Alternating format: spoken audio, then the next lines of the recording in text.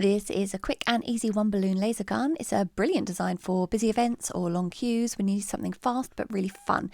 It could be great for fairs, festivals, walkabout entertainment, or even kids' birthday parties when you just want to keep the line moving but hand out something just that little bit more exciting. So you're going to need your one balloon and inflate it so you've got about 3 or 4 fingers worth of space at the end.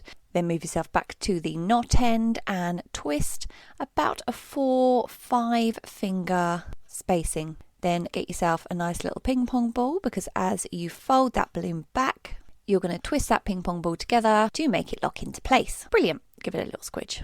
Why not? Now fold it back so you've got a nice size loop there, because you're going to be pushing the balloon back through that loop. So you don't want it to be too big, because otherwise it's not going to grip hold of that balloon as it goes back through, and you don't want it too small because you won't be able to squeeze that balloon back through. So twist that fold, and then we're going to need another ping pong ball size, so you've got a bit of a spacer there.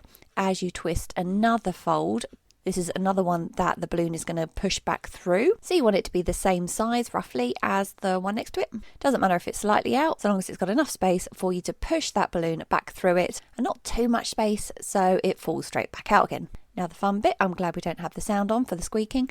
Push that balloon back through, but not all the way. You want to leave a little bit of a loop to the right hand side to give the laser gun a little bit of shape there.